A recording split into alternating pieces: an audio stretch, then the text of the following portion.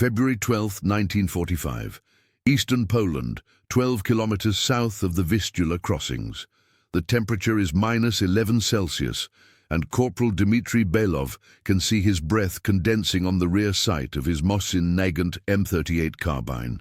The rifle rests on the third-floor windowsill of what used to be a brick dairy. The stock is birch, not walnut. The barrel is 15 centimeters shorter than a standard Mosin-Nagant. The finish is matte black, worn smooth at the grip from 4 years of handling. No scope, just iron sights, a simple post and notch, and a nickname scratched into the receiver, Calm Iron. Below, on the frozen road that runs northwest toward the pontoon bridge, 280 civilians are walking. Belov counts them through the sights. Old men pulling handcarts, women carrying bundles, children stumbling through snow, 3 horse-drawn wagons loaded with blankets and cookware. They're trying to reach the bridge before the Wehrmacht rearguard artillery, dug in 4 kilometers southwest, turns the road into a killing ground. At 0547 hours, the sky is the color of wet steel. The Red Army is 40 kilometers behind schedule. The bridge engineers won't wait past 1400 hours. The column has maybe 6 hours. Belov's orders came from Captain Orlov 2 hours ago, delivered in the cold briefing room of a commandeered schoolhouse. "You're going to stop a battery with that?" Orlov had said, staring at the M38 carbine like it was a child's toy. "I'm going to stop the spotters," Belov had replied. "Spotters are 2 kilometers out. That carbine is built for close work. You need a scoped rifle. I need to move fast. Standard rifles too long for the buildings." Orlov had shaken his head. "Keep them alive. Keep them moving. If the column stops, the artillery will bracket them." Now at 062 hours, the first shell lands 300 meters west of the column. A fountain of frozen earth erupts. The civilians scatter, then regroup. A woman is holding a child's hand. An old man adjusts the straps on his pack. The next shell will be closer. Belov exhales slowly, settles the front sight post on a distant figure in the bell tower of a burned-out church, 2,000 meters southwest. Winter whites, binoculars, radio pack, Hungarian auxiliary, most likely. Calling fire missions, he compensates for the cold. The round will fly slightly high. Compensates for the 3 km/h wind left to right. The M38 kicks. The spotter drops. Below, the column keeps moving. The artillery fire pauses, then resumes. Erratic, searching, blind. Lieutenant Grekov, the artillery liaison, had been in the briefing room that morning. He'd looked at Belov's ammunition pouch, 67 rounds of 7.62 54mm, and said nothing. But his silence had been louder than Orlov's skepticism. At 0634, Belov fires again. Another spotter, grain silo, 1,500 meters, down. At 0641, a third, factory smokestack, partially collapsed, 1,800 meters, down. The civilians gain 400 meters. The artillery shifts, still firing, but the rounds are falling wide now, scattered across empty fields. Belov reloads. His fingers are numb. The cosmoline on the bolt is thick in the cold. The M38's action is stiff, but it works.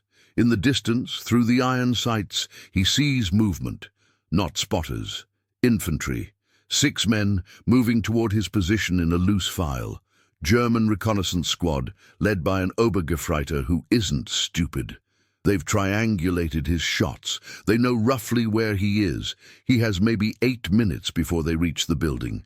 Belov shifts position, moving to the 2nd floor southwest corner. The M38 is light, 3¼ kilograms. He can carry it at a run without fatigue. A scoped Mosin-Nagant would be 0.5 kilogram heavier, 15 centimeters longer, slower to swing through doorways. He fires 3 times, very fast. 2 hits. The recon squad goes to ground. Belov moves again. 3rd floor, north window. Outside, the column is still moving. Inside, the building is silent except for the creak of floorboards and the distant thump of artillery. At 0729, the artillery shifts fire, not toward the road. Toward Belov's building. The first shell takes out the south wall.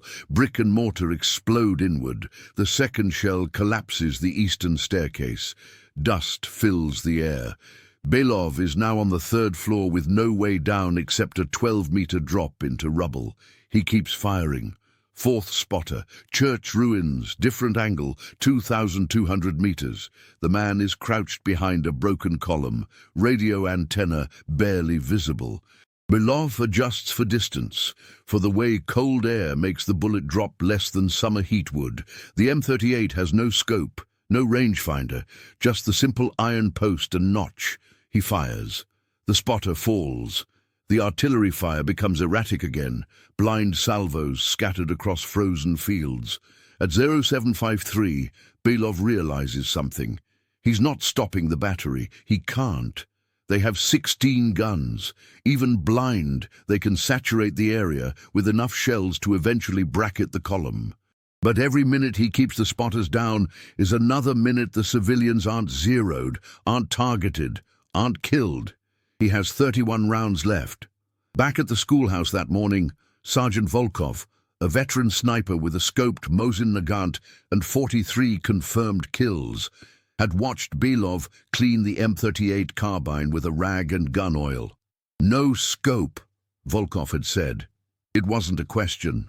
Iron sights, Belov had replied. You're working at 2 kilometers.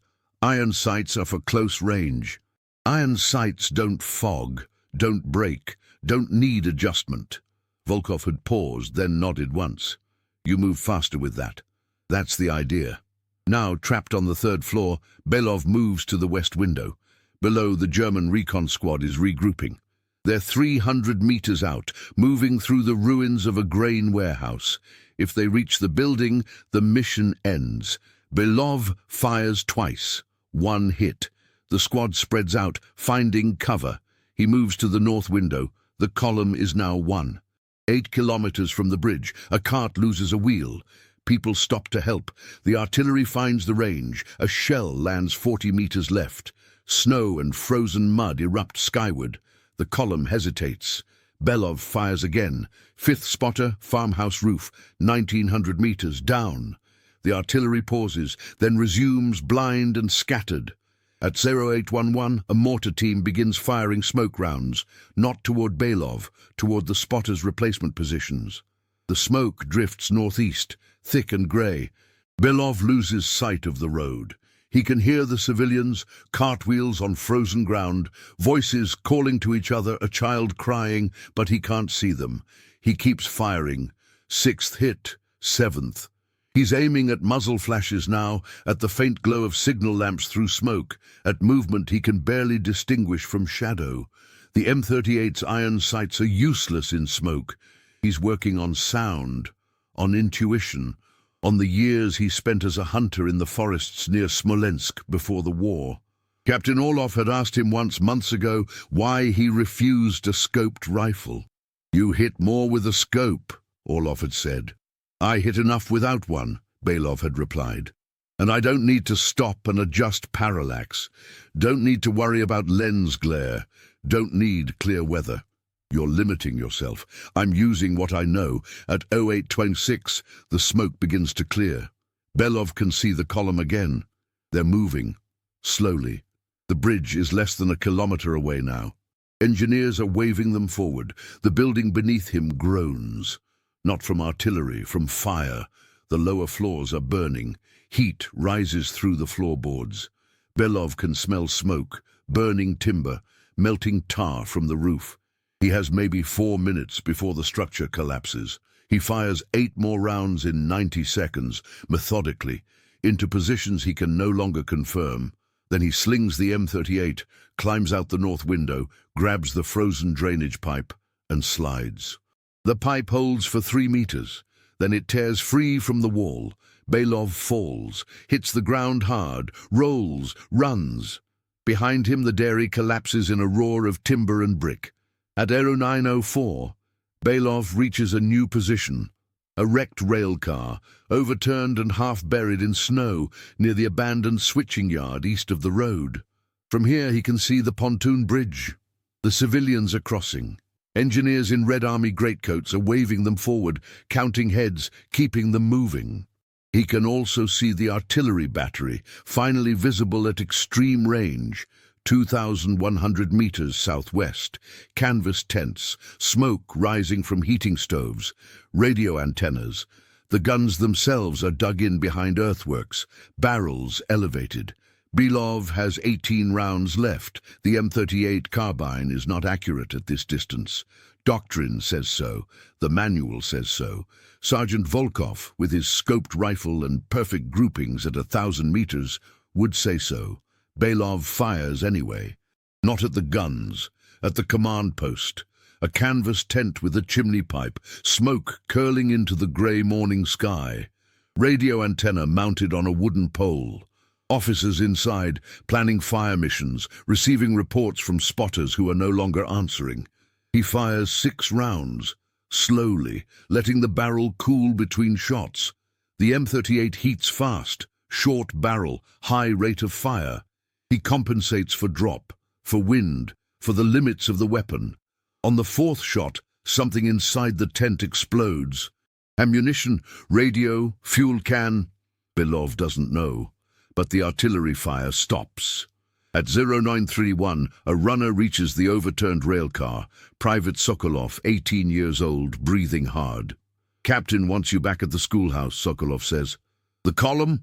"Last group just crossed. Engineers cut the pontoons loose 10 minutes ago." Belov looks through the iron sights one more time.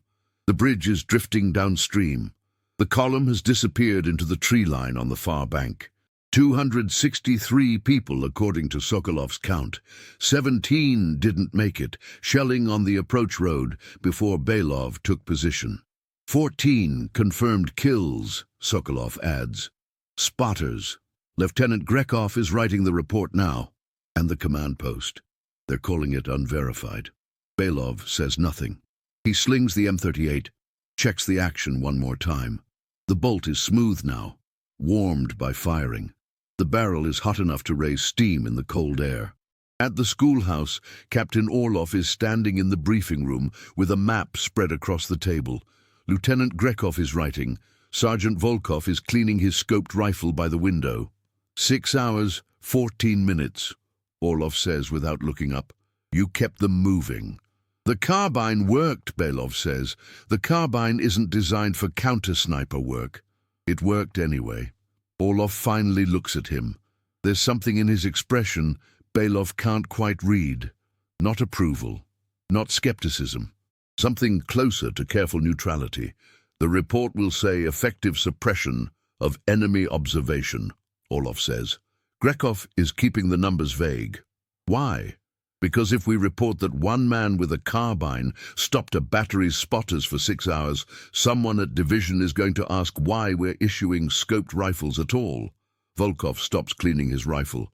The M38 doesn't replace a proper sniper weapon, Captain. I know that, Orlov says. But the report doesn't need to create questions we can't answer. Belov sets the M38 on the table.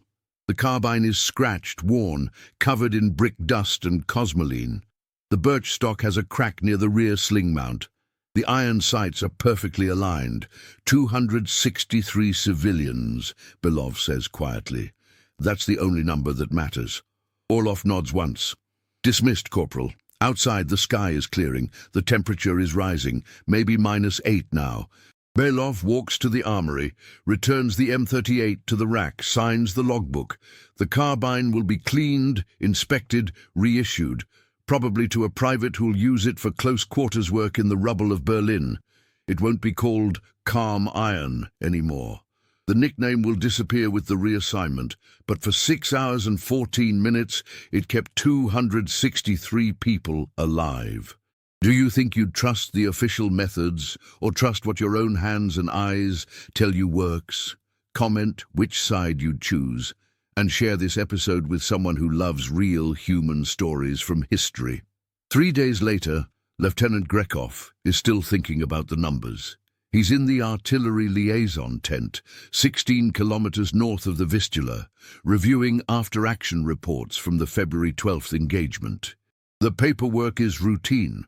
Ammunition expenditure, casualty estimates, tactical assessments, but one detail keeps catching his attention. 14 confirmed spotter eliminations, 6 hours of sustained counter-observation, 0 friendly casualties during the civilian evacuation, all accomplished by one man with a weapon not designed for the task. Grekov had been trained at the Frunze Military Academy.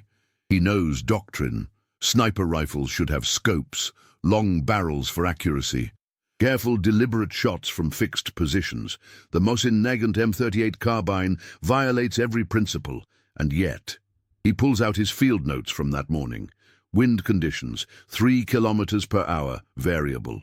Temperature, -11 Celsius. Engagement distances, 1,500 to 2,200 meters. Target acquisition time, under 30 seconds per spotter. Belov had moved positions 7 times in 6 hours, carrying the carbine through collapsing buildings, across open ground, through smoke and falling debris. A scoped rifle would have been destroyed. The optics would have shattered in the building collapse. The longer barrel would have snagged on door frames, slowed movement, made the rapid position changes impossible. Grekov writes carefully in the margin of his report. Weapon selection matched tactical requirements. Standard doctrine may not apply in mobile counter-observation scenarios. Then he crosses it out. Division won't want to hear that a carbine outperformed a precision rifle. The conclusion contradicts the manual. At the schoolhouse, Sergeant Volkov is teaching a class on sniper fundamentals to a group of young replacements. He's demonstrating scope adjustment, breathing technique, trigger control. Everything precise, everything by regulation. One of the replacements, a farm boy from Ukraine named Petrov, raises his hand. "Sergeant, we heard Corporal Belov stopped spotters with iron sights. No scope." Volkov pauses. Belov is an experienced marksman. But can iron sights work at 2 kilometers?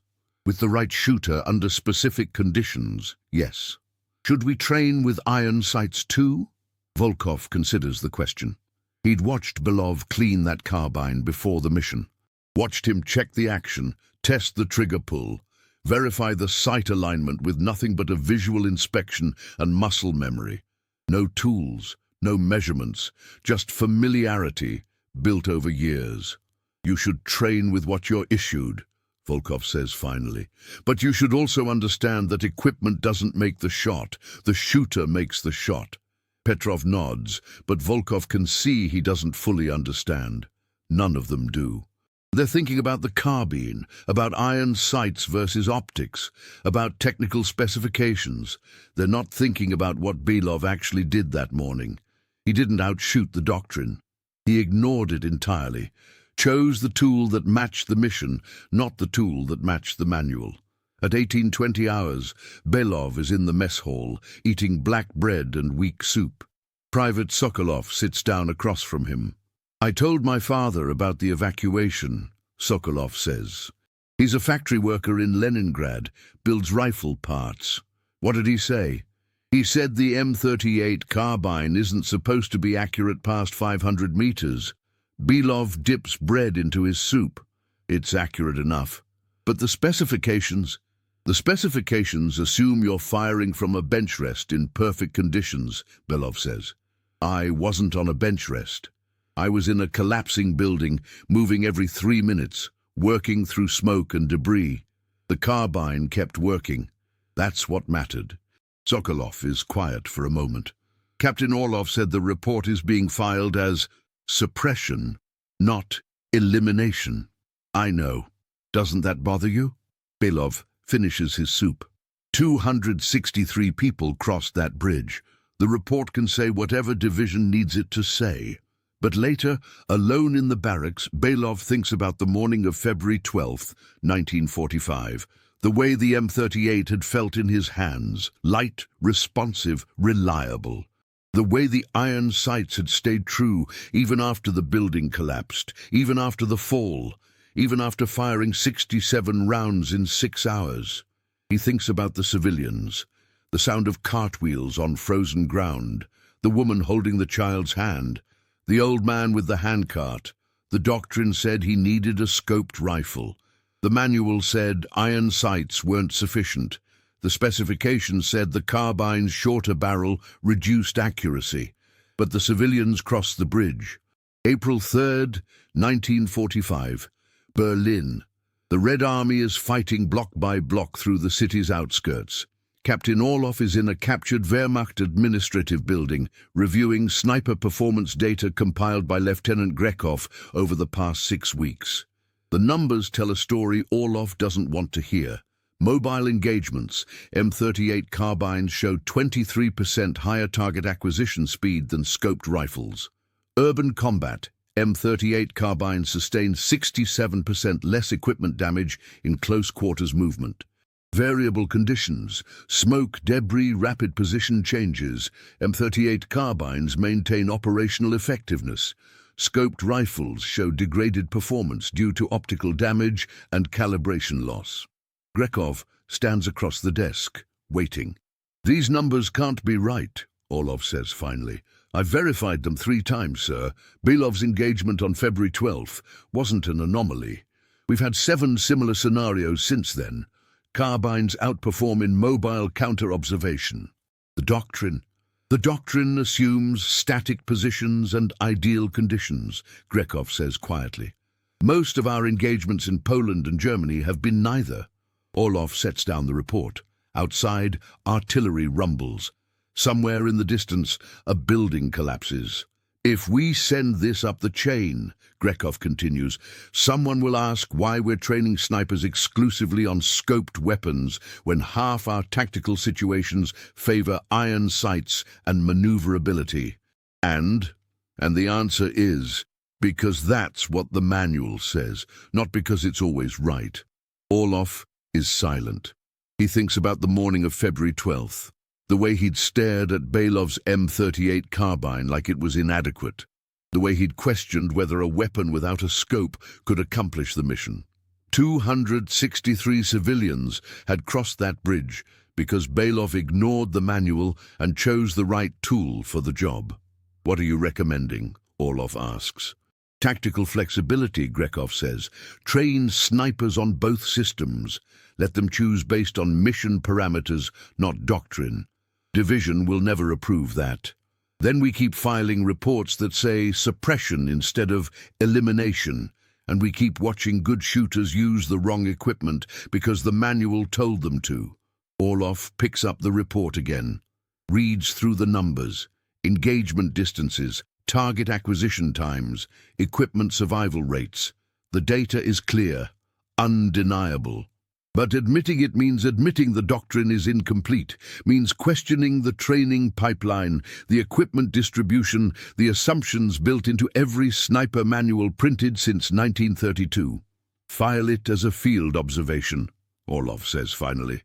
"Not a doctrinal challenge. Let division decide what to do with it." Grekov nods. "Yes, sir. Back at the forward position, Sergeant Volkov is teaching Petrov how to zero a scoped rifle. The optics are precise, the adjustments measured in fractions of a millimeter, everything by regulation. Sergeant, Petrov says, "What if the scope breaks? You have backup iron sights, but we don't train on them." Volkov pauses. He's been thinking about this since February, about Belov and the M38, about the gap between what the manual teaches and what the field requires. "You should train on them," Volkov says. "After we finish here, I'll show you. It's not doctrine, it's not regulation, but it's necessary." At 1640 hours, Belov is assigned a new position in the ruins of an apartment complex overlooking the Spree River. He's issued a scoped Mosin-Nagant, standard equipment, proper sniper rifle, everything by the manual. He accepts it, checks the scope alignment, tests the bolt action. The rifle is heavier than the M38, longer, more accurate at extreme range, less maneuverable in tight spaces. He thinks about February 12th, about the carbine that wasn't supposed to work, about the iron sights that stayed true when optics would have shattered, about choosing effectiveness over regulation. The scoped rifle is a better weapon for this position, static, long sight lines across the river. No need for rapid movement. But if the mission changes, if he needs to move fast, work close, survive equipment damage, he knows what he'll request. Not what the manual recommends. What actually works. May 17th, 1945, 9 days after German surrender. Lieutenant Grekov's field observation report reaches the Stavka desk of Colonel General Artemov, who oversees sniper training doctrine for the Red Army. The report is 37 pages long, supported by engagement data from 42 separate actions across Poland and Germany between February and April 1945. The conclusion is careful, diplomatic, but clear.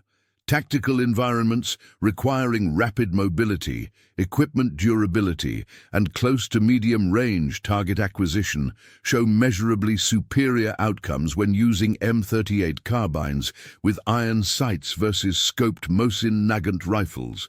Recommend expanded training protocols to include both systems. Artemov reads it twice. Then he files it in a drawer, marked Post-War Review. The war is over. The doctrine held. Changing the training manual now would imply it was wrong during the conflict, that Soviet snipers, some of the best in the world, were using suboptimal equipment because regulations said so. The report will stay in the drawer for 14 years. In 1959, a junior officer will find it during an archive review and incorporate some of its findings into updated training guidelines. By then, Grekov will be retired. Belov will be teaching hunting skills to school children in Smolensk.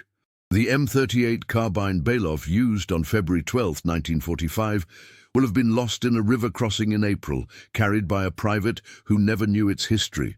But on May 17, 1945, none of that has happened yet.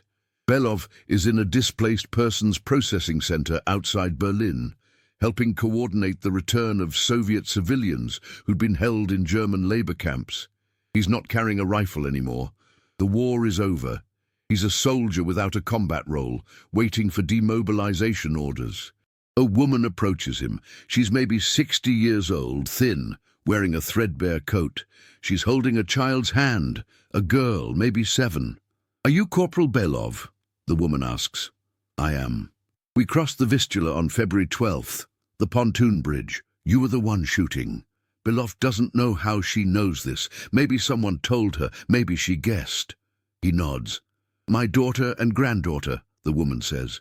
"We made it because of you." The little girl is staring at him with wide eyes.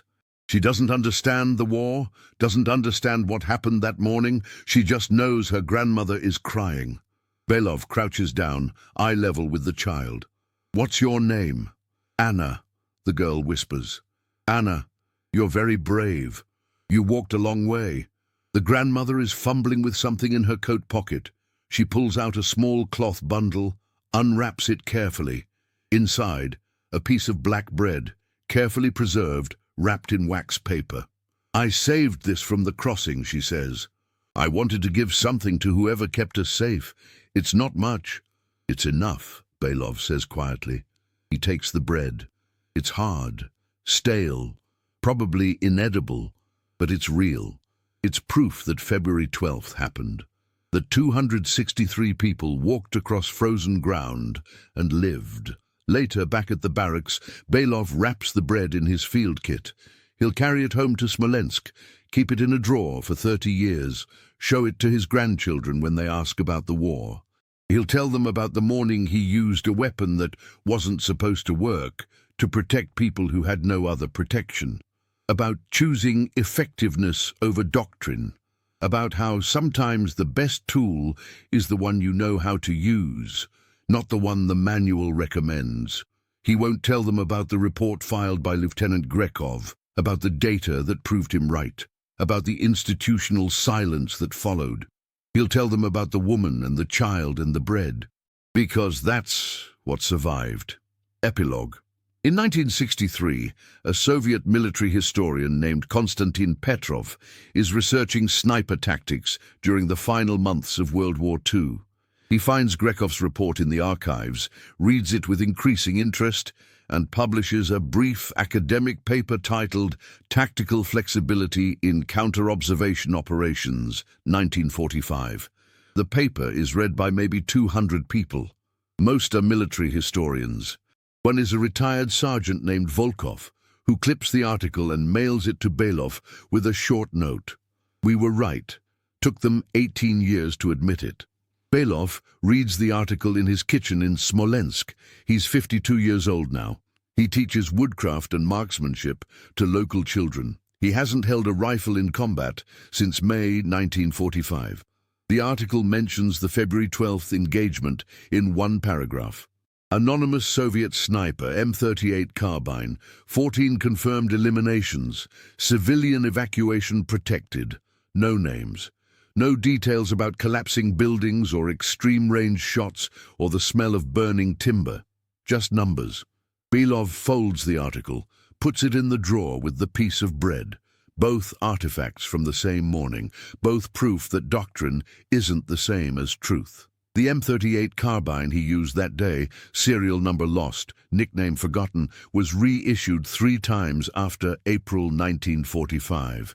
It was finally decommissioned in 1949, sold as surplus to a hunting cooperative in Ukraine, and used for another 20 years before the stock cracked and the barrel wore smooth.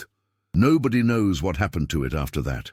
But for 6 hours and 14 minutes on February 12, 1945, it kept 263 people alive.